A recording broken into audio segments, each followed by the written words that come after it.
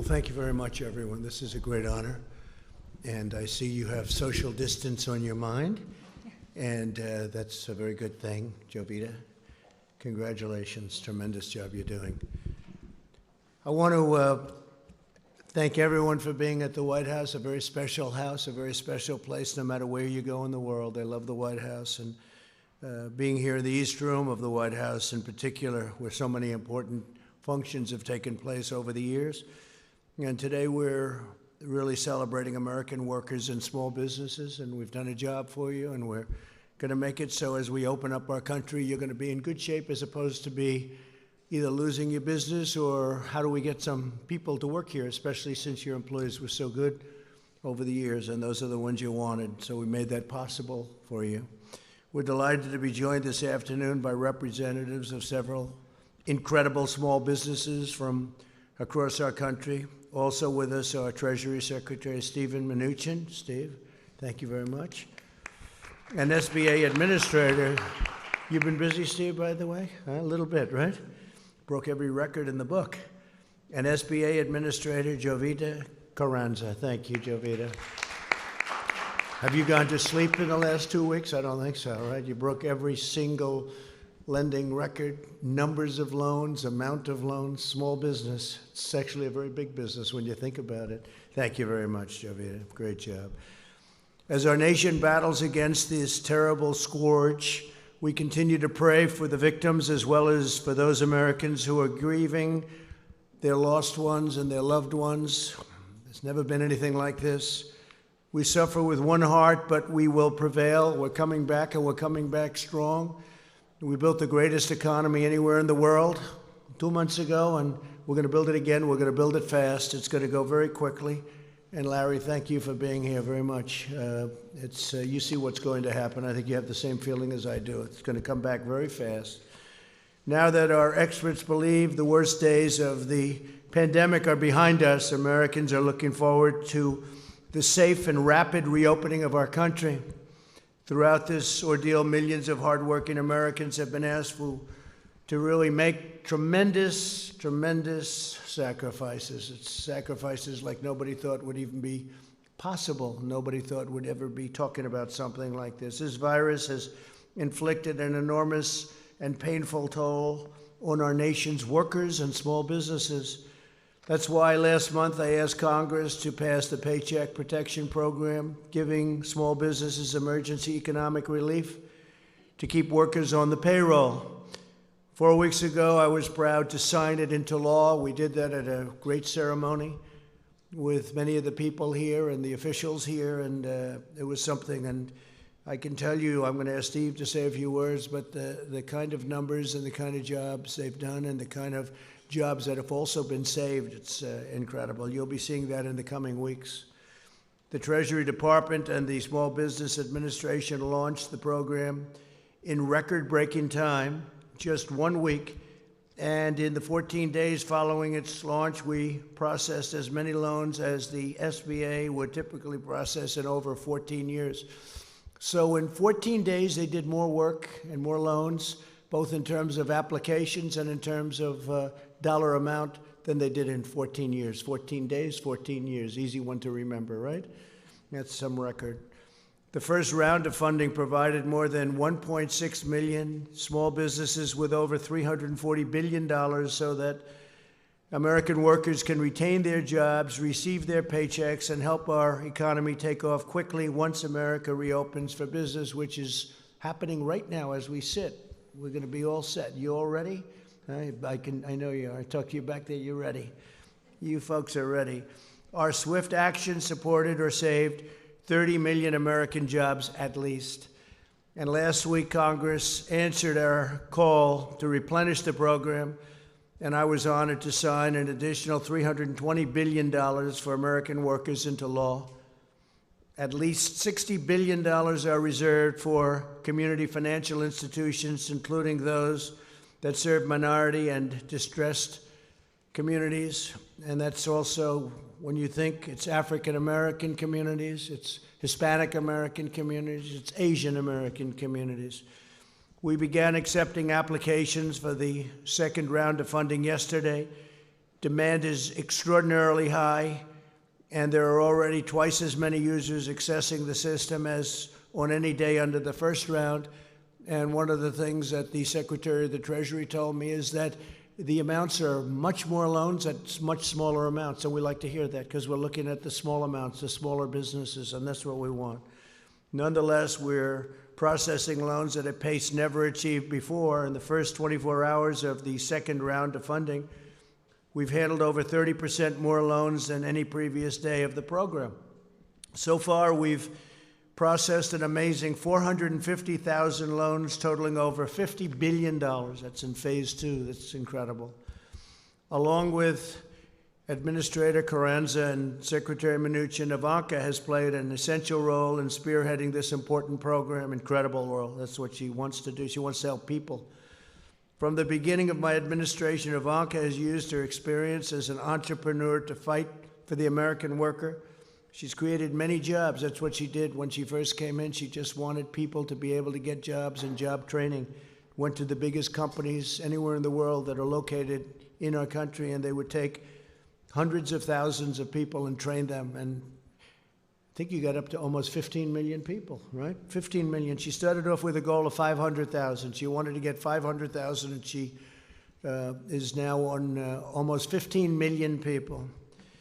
And I'd like to ask, if I might, Ivanka, to say a few words as to what's exactly happening today, what's happening over the next week, and what her views are for what's going to happen over the next period of time. It's going to be something I think it's going to be very special and bigger and better than anybody really understands. Let's see if I'm right about that.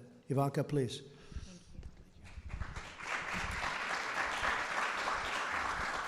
Well, thank you, everyone, and thank you, Mr. President, for convening this incredible group of entrepreneurs and small business owners who very much represent the soul and the spirit, the grit and the tenacity of America's small business owners across the nation. So we're grateful to each and every one of you for joining us here today, and very excited to hear your stories and hear specifically about how you're going through this challenge and how through the Payment Protection Program and through the PPP, you are able to keep your workforce employed.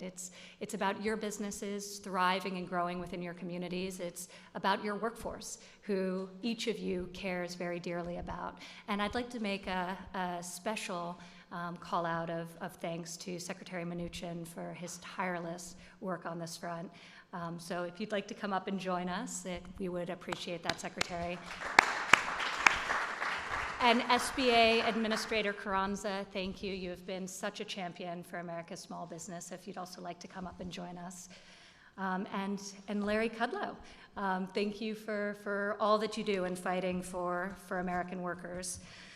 With that, I would like to kick us off by introducing Amy Wright to come up to the stage and share with us a little bit of her story. She has created an amazing business that stemmed from personal experience and very much her heart, and it's been an honor getting to know you, Amy, as you really embody the spirit of small businesses around this country. Amy, because of the PPP program, was able to rehire the 120 workers that she was forced to lay off. And now those workers, all of which have some form of disability, are able to bring cheer and bring comfort to your clients as you're serving them. So Amy, if you'd like to come up and share your story. And Michael, her great colleague, is here today as well, who could share his perspective. Thank you, Amy.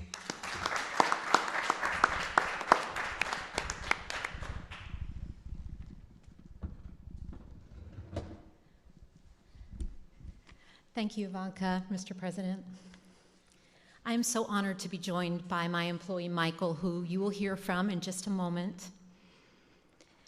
Biddy and Bo's Coffee is more than a coffee shop. It's a human rights movement. We employ 120 people with intellectual and developmental disabilities, and for most of them, it's their first paying job, which made the decision for us to temporarily close all 5 of our shops especially difficult.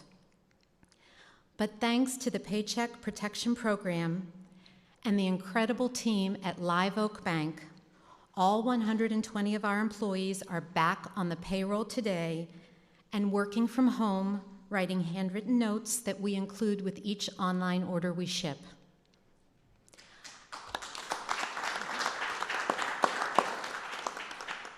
I know everyone is ready to return to normal, but I believe it's time for a new normal, one where people with disabilities are valued, especially in the workplace. As a recipient of the PPP loan, we will continue to take up the charge and help everyone, especially people with disabilities, pursue the American dream. And Michael, would you like to say? Sure. I just hope this thing isn't too big for me. So to you, President Trump and Ivanka, thanks a lot for inviting us. Thank you, Mr. President, for having us. I love my job, and I am excited about going back to work. At B&Bose, we like to use the phrase called not broken. That means me and all my amazing coworkers are not broken, and we have lots to offer. I know the great country of the United States isn't broken either. So on behalf of myself, Megan, and Amy, and all the employees of B&Bose, thank you for inviting us over. Thank you very much, Michael. You guys are our family. Love you guys.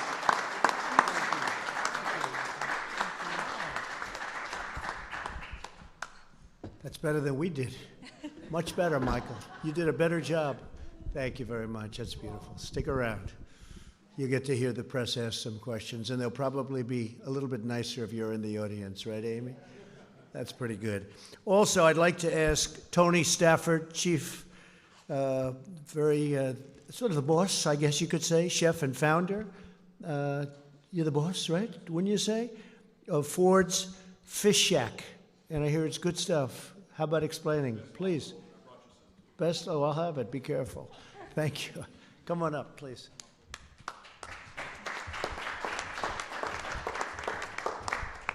Thank you. I'm here representing, well, thank you, first of all, for inviting Mark, my great employee, with us.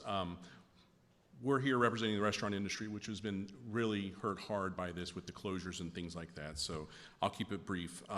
I'd first like to thank the President and the Vice President for leading us through that pandemic. It has devastated our restaurants. Over the last 6 weeks, my 3 restaurants have been devastated. Dining room closures, had to furlough over 100 people. That was an incredible hard phone call to make about 6 weeks ago and tell the employees I've never had to lay off a single employee that I just don't have a space for you.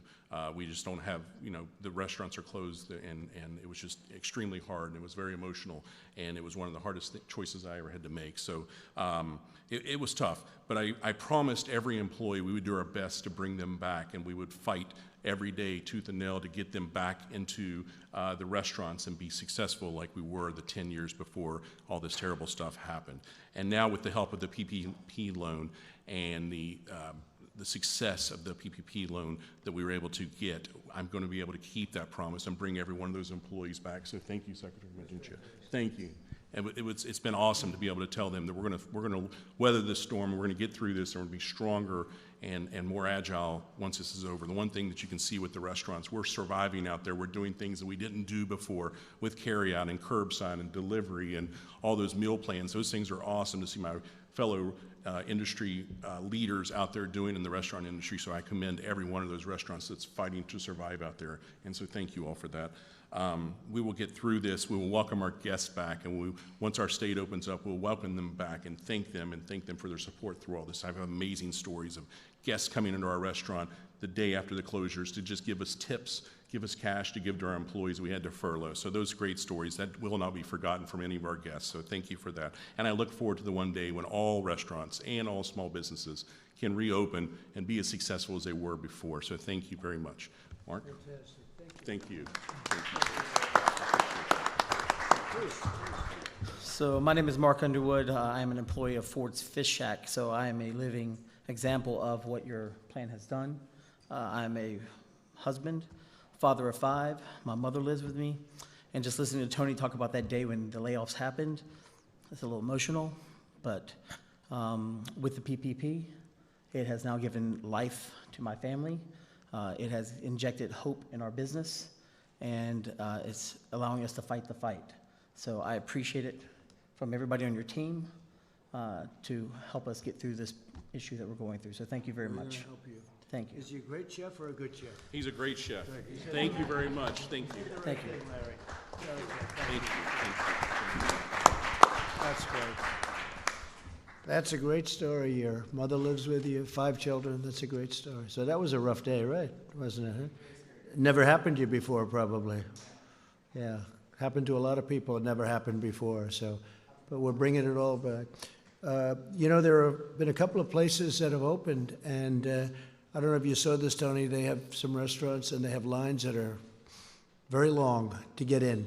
People want to be back. They want to come back. We're going to bring a country back. They want to get to work. And I know you were in that category very much, so it's great. Thank you, fellas, very much. Jackie Crick, CEO and founder of ECU Communications. Jackie, please.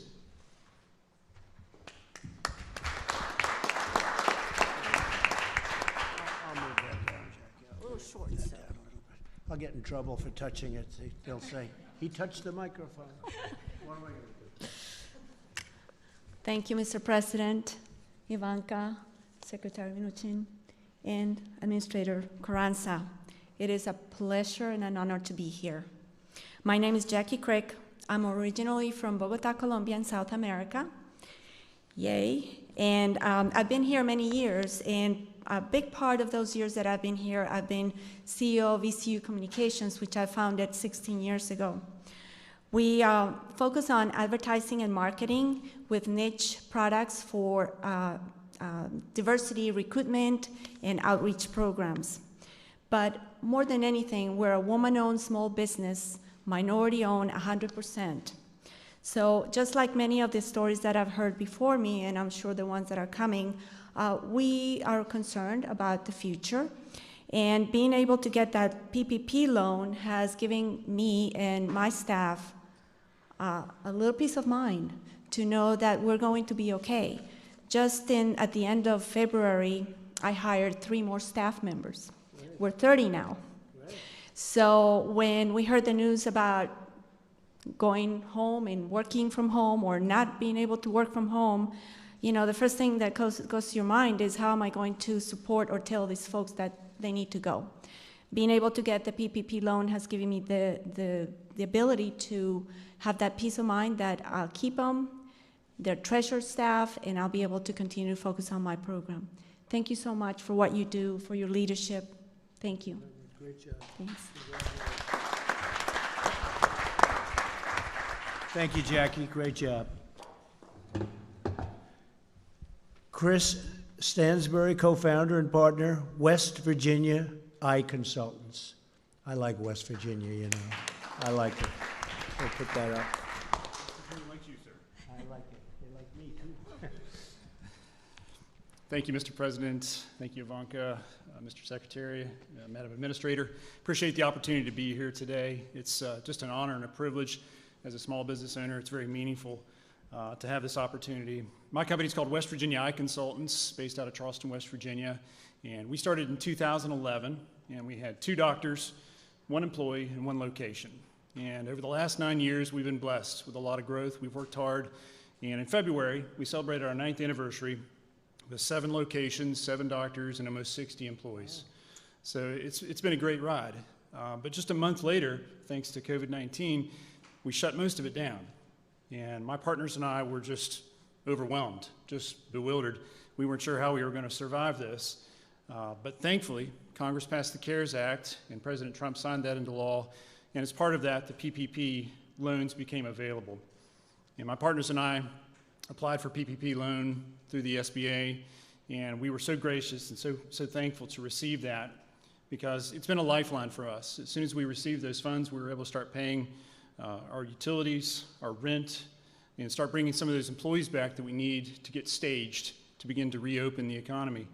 And so we're just so grateful for President Trump's leadership and Congress for working with him to get us through this crisis. So thank you so much, sir. We appreciate all your help. Thank you. So you do eye examinations, doctor? Yes, sir. And you do glasses and all that? I may have to see you. Okay? I guarantee you're probably better than these high-priced people. I used to see the highest priced, and they were not the best. I'll bet you're better than all of them. So I may have to see you, doctor. I'm serious about it. We can do something quickly, all right? You move quickly too, right? No long meetings. Good. I may have to see you, doctor. Thank you. Tissa Clark, President and CEO, J.D. Clark Professional Services. J.D. Clark. Hi. Come on up. Please.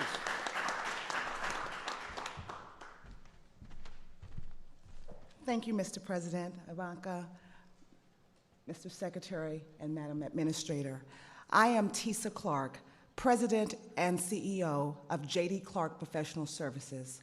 I am a general contractor and property maintenance manager for the affordable housing, hospitality, as well as our government agencies, particularly our nonprofits. Most of my employees are the underserved, underemployed, or unemployed.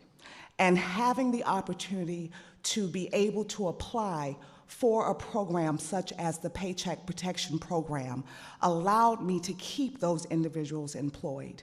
As a small business owner, my company is based out of Prince George's County, Maryland, and I've been in business for 12 years. And as a small business owner, we never want to fire or lay off, and even to the extent of ourselves not receiving a paycheck. And so I forgoed my paycheck until I could get funds. And so now with the funding that we received via M&T Bank on last Monday, it has allowed us to continue to pay our staff and for even myself as the business owner to once again take a paycheck. So this program is phenomenal for our small businesses. Also, as a side note, Madam Administrator, I did also apply for the Economic Injury Disaster Loan, and I did receive my advance on Tuesday of last week. So these programs are very critical for the small business community, but I do believe that we as small business are strong and we are resilient and we will bounce back. Thank you. Have you ever thought about running for office? You could do it very easily. Huh?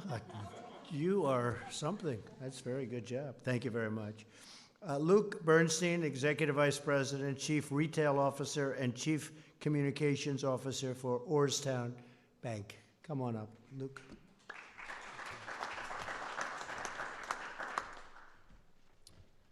Thank you, Mr. President. Ivanka, Secretary Mnuchin, Administrator Carranza. I'm Luke Bernstein, proud to be here representing Orrstown Bank. I'm proud of our board, I'm proud of our entire team, and I'm proud of my fellow community bankers throughout the country who've rolled up their sleeves and worked tirelessly to help communities working around the clock and helping them gain access to paycheck protection funds. Orrstown is a small 101-year-old community bank based in Pennsylvania and Maryland, and in just 14 days, we were able to process approximately 1,500 paycheck protection loans totaling $370 million. In those 2 weeks, Orrstown processed more loans in total amount than we did in an average year last year. We did more SBA loans in 14 days than in our entire 101-year history. Why? Because this is about the communities. This is not about Orrstown Bank. This is not about banks. This is about people. The stories you're hearing today, this is about what's going on Main Street. The stories of what's happening with the Paycheck Protection Program are not only heartwarming, they're inspirational. We're helping pizza shops, delis, healthcare workers, repair shops, construction companies, and countless others get access to these funds. These people need this money. They're getting a lifeline through this program. Every job is life-sustaining to someone, and the PPP is saving the livelihoods of those in our communities.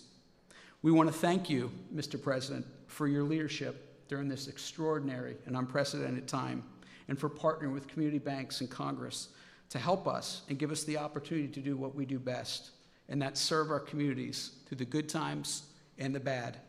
You have unleashed the innovation of the private industry and we are going to respond. We also want to thank Secretary Mnuchin and Administrator Carranza and Congress for supporting this program and giving the opportunity to community banks around the country to join together and help those in need. With this program, we can do that. Thank you, Mr. President. Thank you. Thank you very much, Luke. That's a beautiful job.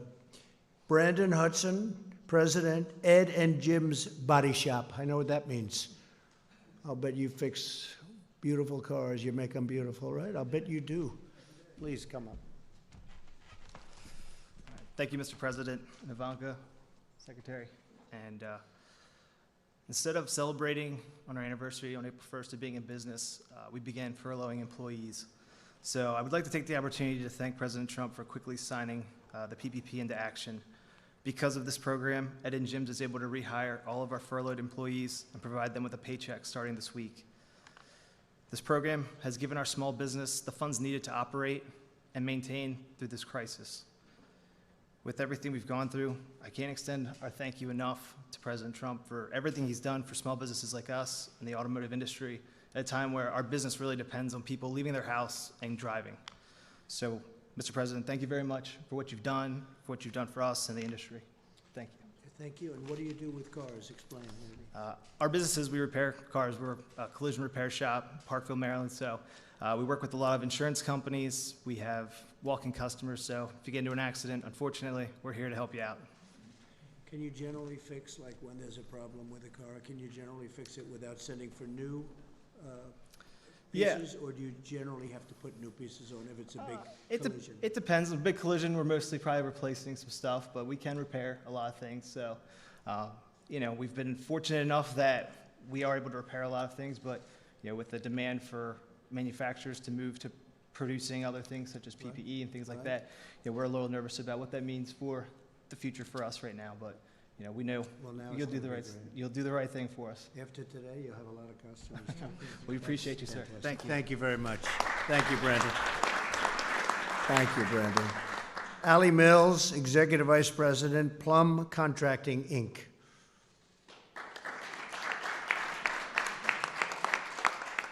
Would you like to have, come on up here. He was so good. Put that mask on the way you had it.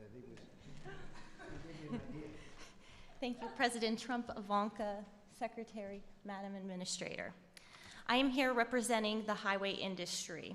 Plum Contracting is a third-generation union highway and bridge contractor in Pittsburgh, Pennsylvania. With Pennsylvania's winter construction shutdowns, we have been left with little revenue coming into a new season. COVID-19 abruptly halted all highway work on March 16th in our state. With very little revenue at this point of the season, we were forced to sadly lay off a majority of our employees, about 125, which included trades and management. There were a lot of sleepless nights and fear of losing it all. The Payroll Protection Program was and remains the engine that is carrying our business through this shutdown. We wouldn't survive without it. With our PPP approval, by May 1st, we anticipate our company running at full capacity when the highway industry is permitted to return back to work. We applaud you, Mr. President, for your interest in the welfare of America's small business and the American worker. And thanks to all that, my company will be here to work on a big infrastructure program very soon when you're ready to do that. Good. Thank you. Very much. Thank you.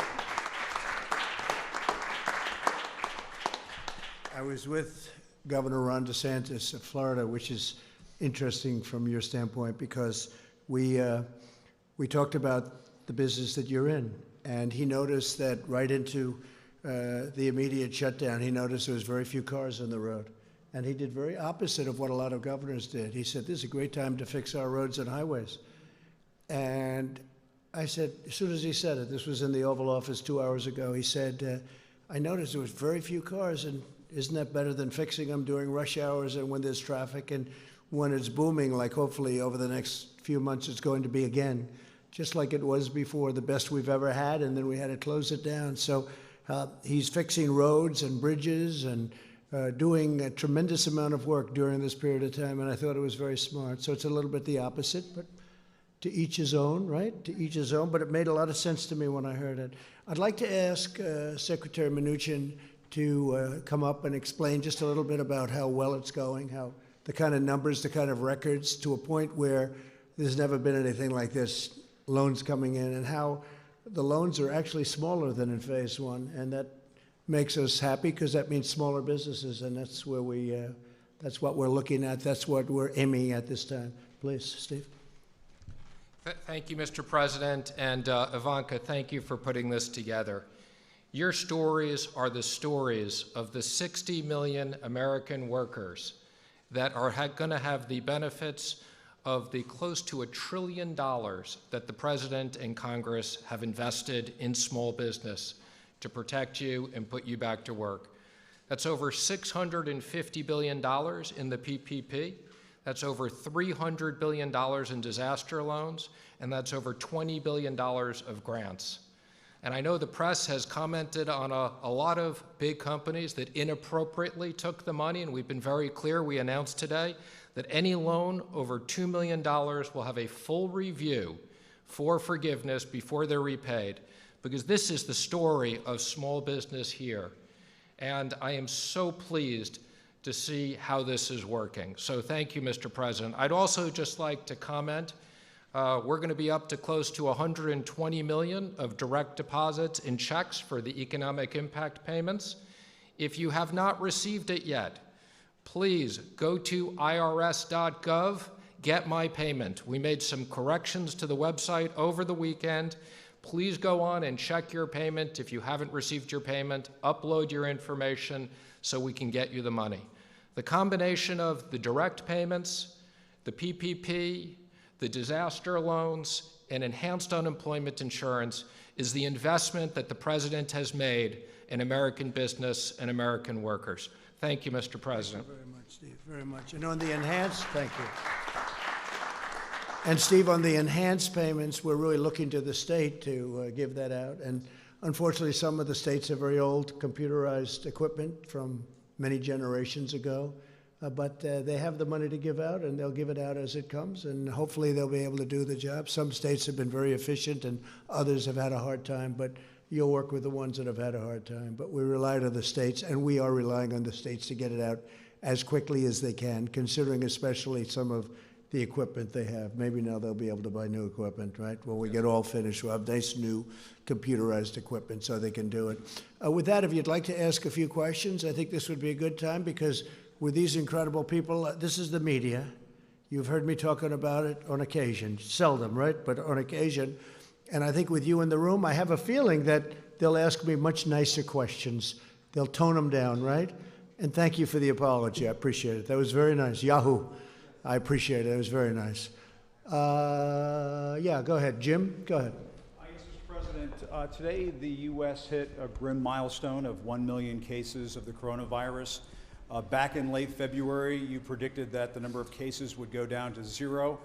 How did we get from your prediction of 0 to 1 million? Well, it will go down to 0 ultimately. And you have to understand, when it comes to cases, we do much more testing than anybody else. So we could go to some of these other countries, you know, as an example, China. If you test, you're going to show many more cases. So we're doing more testing than any other country in the world by far, which we just discussed over in the Oval Office. So we're going to show more cases because we're doing much, much more testing, double anybody else. Somebody said if you add everybody else combined, that would be a number. And it will be at the appropriate time, it will be down to 0, like we said. Weren't the experts at the time saying that the number of cases would go up, we would have community spread? Well, experts, yeah. Warning about this. Right. Also, experts, many very good experts, very good people too, said that this would never affect the United States. It wouldn't affect Europe. It wouldn't affect anything outside of China. So we were listening to experts, and we always will listen to experts. But the experts got it wrong. A lot of people got it wrong, and a lot of people had no idea it would be this serious. I listened to experts. I'll tell you what, I did something that the experts thought I shouldn't have done. I closed down our country and our borders. I did a ban on China from coming in other than U.S. citizens.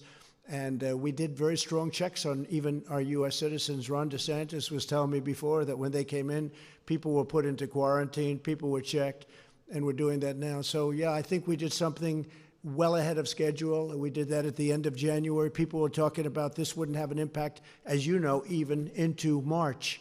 So I think we've done a great job in the sense that we were early. I think by banning China, and banning people coming in who would have been very heavily infected, we probably saved hundreds of thousands of lives. So on that, I'm very proud. Yeah, please. Mr. President, it's actually Secretary Mnuchin as well. What about the idea of another round of stimulus payments to American taxpayers directly? Democrats, of course, up on the Hill are talking about the idea of a guaranteed income, which obviously could go on for months and months and months. Yeah. What about another round of Well, I stimulus like the idea of individuals? payroll tax cuts. I've liked that from the beginning. That was a thing that I really would love to see happen. A lot of economists would agree with me. A lot of people agree with me. And I think, frankly, it's simple. It's not the big distribution, and it would really be an incentive for people to come back to work and for employers to hire. The double tax on the company and also on the person. That's what I like. And something like that could happen. Also, I think you have to look, because a lot of people are talking, I assume your next question would be about states. And Steve and I talk about it, and I talk about it with Mitch and with Kevin and with everybody. And the problem with the states is we're not looking to recover 25 years of bad management and to give them the money that they lost. That's unfair to other states. Now, if it's COVID related, I guess we can talk about it. But we'd want certain things also, including sanctuary city adjustments, because we have so many people in sanctuary cities, which I don't even think are popular, even by radical left folks, because what's happening is people are being protected that shouldn't be protected, and a lot of bad things are happening with sanctuary cities. But that's just standing up here answering this question. That's one of the things I think about. If we were going to do something for the states, I think they'd probably want something having to do with sanctuary cities, something having to do with other different points that we can discuss a little bit later on. Yeah, Jeff, go ahead, please. Mr. President, you're going to sign an executive order today about meat packaging plants. It affects liability for them. What efforts or what measures are you looking at for liability for other industries and other businesses? Well, we haven't been talked about. It hasn't been asked on other industries yet, but with the meatpacking and with the transportation, we have had some difficulty where they're having a liability that's really unfair to them, and we're going to be doing that. I think, Mark, we're going to be doing that fairly soon. It's getting drawn up. I should be signing that over the next hour or so, taking the liability, which frees up the entire system, and I fully understand it. Not their fault. Yeah, please go ahead. Thank you, Mr. President. No, over here first. Mr. President, I just want to go back to what we discussed a little earlier today. Are you considering asking airlines to test passengers on international but also domestic flights? Yeah, we're looking at doing it on the international flights coming out of areas that are heavily infected. As you know, Brazil is getting to that category. I think they're going to be okay. I hope they're going to be okay. He's a very good friend of mine, the president. But I think that we're going to look at it from the standpoint, I was discussing that with the governor of Florida, with Ron, a little while ago. So we're going to be looking at that coming in from other countries, frankly, but South America seems to be one that's talked about because they have so much business going into Florida. With all of that being said, Florida's done incredibly well, and they're starting to open up very rapidly. But we will be looking into that in the very near future. We're looking at it very strongly. And the airlines will have this responsibility? Either the airlines or government, one or the other. We're working with the airlines. Maybe it's a combination of both. Kristen, go ahead. Thank you, Mr. President. Some health experts say the U.S. needs 5 million tests per day by June in order to safely reopen. You unveiled a plan yesterday that will increase testing, but not by that much. Why not? And can you get to that benchmark? Well, it will increase it, and it'll increase it by much more than that in the very near future. We're way ahead of everyone on testing. We haven't been given the press in terms of, I think, fairness of the press, but that's okay, and that's why I appreciated the statement before by Yahoo. We are way ahead on testing. We are the best in the world on testing. We've tested much more than anybody else, times 2. or every country combined. We've tested more than every country combined, and they keep talking about South Korea, and I'm very friendly, as you know, with President Moon, who just had a great victory, a new victory, as we're very happy about. But he will tell you how well the United States has done on testing, and he told me that very strongly. The quality of our test is the best, and the number is the best. Now, with all of that being said, we will be going to an even higher number, and it goes up exponentially. And I've told you that. We inherited a very broken test, a broken system and a broken test, and within a short period of time, we were setting records. So we have set records. We've done more than the entire world combined. We've done more than any other country in the world. So I think we've done a really good job. Now, with that being said, not everybody feels as strongly about testing as others. We have some governors that are very strong on testing. We have other governors, frankly, that aren't nearly as strong on testing. Their test is much more modest, and their real test is when people stop getting sick, and they'll be able to do that too. And I understand both systems very well. But we're going to maximum testing, even though some people won't even want to use it.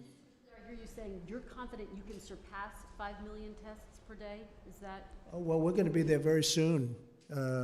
If you look at the numbers, it could be that we're getting very close. I mean, I don't have the exact numbers. We would have had them if you asked me the same question a little while ago, because people with the statistics were there. We're going to be there very soon.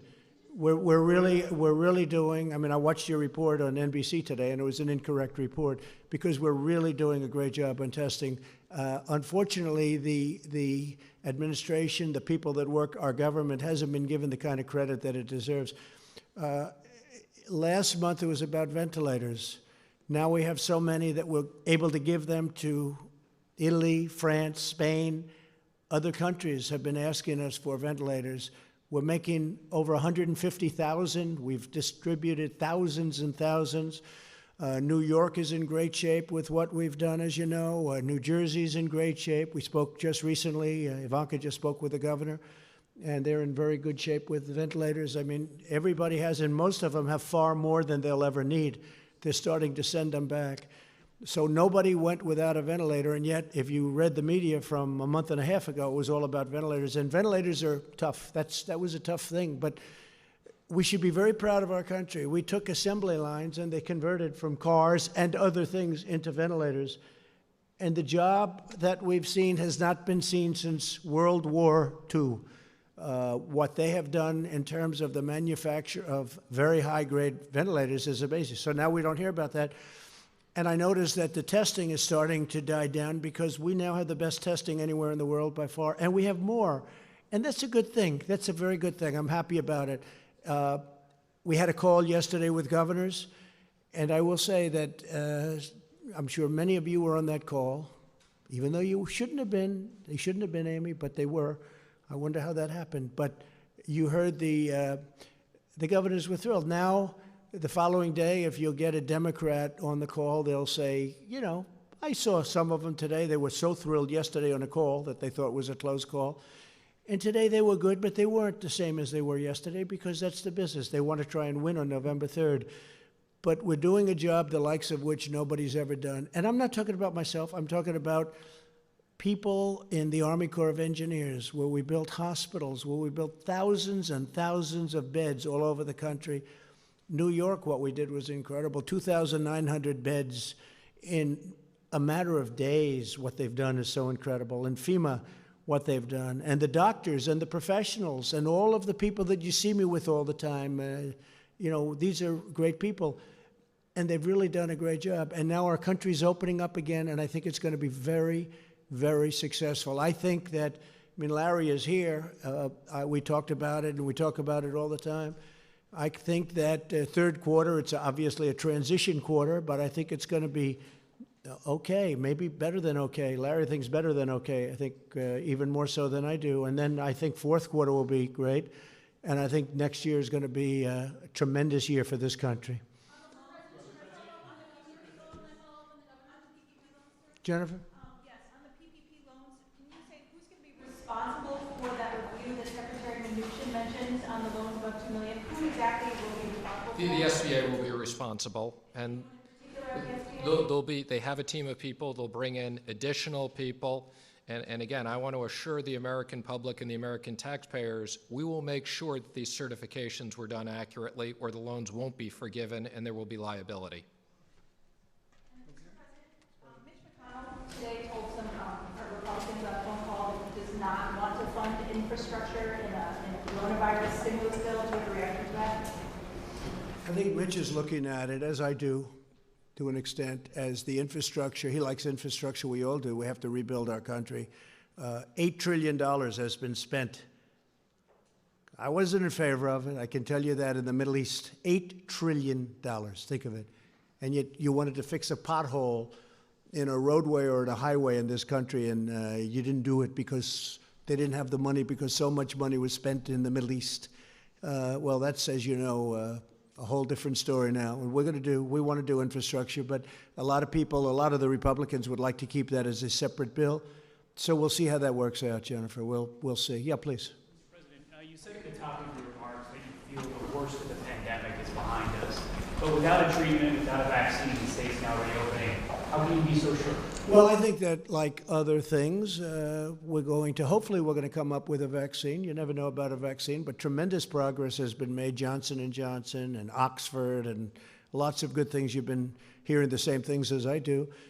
Tremendous progress has been made, we think, on a vaccine. You always have to say think, and then you have to test it, and that takes a period of time. But a lot of movement and a lot of progress has been made on a vaccine. But I think what happens is it's going to go away. This is going to go away. And whether it comes back in a modified form in the fall, we'll be able to handle it. We'll be able to put out spurts, and we're very prepared to handle it. We've learned a lot. We've learned a lot about it, the invisible enemy. It's a bad enemy. It's a very tough enemy, but we've learned a lot. It's in 184 countries, as you hear me say often. It's hard to believe. It's inconceivable. It should have been stopped at the source, which was China. It should have been stopped very much at the source, but it wasn't. And now we have 184 countries going through hell. But I think that a lot of good things are going to happen, and I really believe that fourth quarter is going to be maybe tremendous, and the next year I think has a chance to be really getting close to record setting. We hope so. We hope we can be back where we were. We had the strongest economy anywhere in the world, and I hope we're going to be back there again. Go ahead, please. Mr. President, you've spoken about your friend who passed away. I was wondering if you've spoken to the families of anyone else who has lost loved ones to COVID-19, if there's any particular stories that have affected you. Well, I have many people. I know many stories. I've spoken to 3, maybe I guess 4 families unrelated to me. I lost a very good friend. I also lost 3 other friends, 2 of whom I didn't know as well, but they were friends and people I did business with, and probably almost everybody in the room did. And it's a bad death. It's a bad thing. It grips onto some people. Now we found out that young people do extraordinarily well. That's why I think we can start thinking about schools. But of course, we're ending the school season, so it wouldn't be you wouldn't be back for too long. I noticed where Purdue University, a great school in a great state, wants to open and have students come in. I think that's correct. Some colleges, I think I saw Harvard wants to have students come back in the fall. I would hope that they'd have students. I think that the whole concept of computer learning is wonderful, but it's not tele-learning. But it's not the same thing as being in a classroom in a great college or a college of any kind, college, university. There's nothing, you can't replace that. So hopefully they're going to be coming back. Young people do very well with this horrible scourge. They do very well. So I am going to see you tomorrow, and we'll have other things to talk about. We have a lot of interesting things. I don't think we should have a news conference today because this is a news conference. In addition, it's a celebration of these incredible people that have done such a good job. And I think we found a couple of stars in this room today. I won't tell you who, but there are a couple. This guy right here is the biggest star in the room, right? We'll all agree he's the big. I vote for you, okay? Great job you've done, and I really appreciate it, too. I appreciate you being here. Couldn't have done better. Of course, Megan and I and Amy would like to know if you and some of your hostess staff members, bodyguards, or anybody in your company would like to come to Annapolis to our Be careful, that could happen. That could happen. Be careful. We'll have to do that, Amy. I think maybe we could do something like that. You're very good. He's stolen the show, right?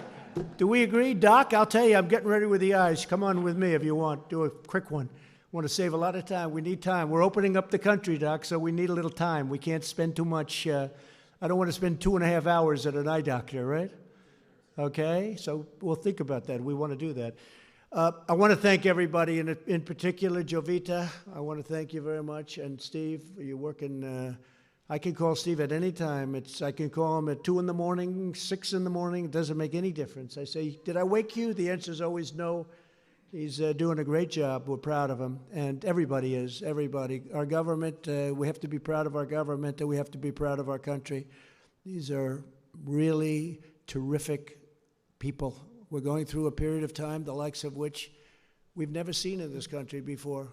Certainly, even if you go back into 1917, that was the worst of all time, but it was also not as bad here. It was very bad. It was very rough. It was a bad one, but it wasn't quite like what we're going through right now. And it's because of the amazing, when you look at how contagious this is, where people literally just being in the same area with other people, it catches. So I'm very proud of this country, I have to say. I'm very proud to be your president, and I'm very proud of this country. Thank you very much, everybody. Thank you.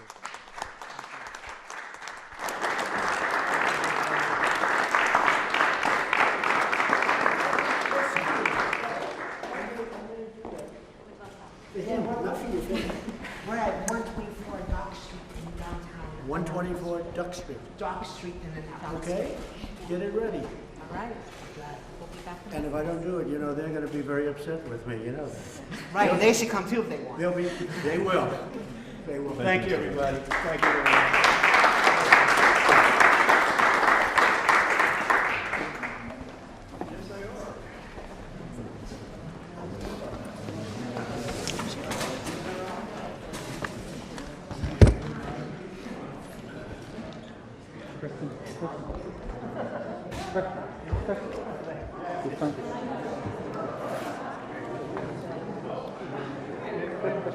Really appreciate it.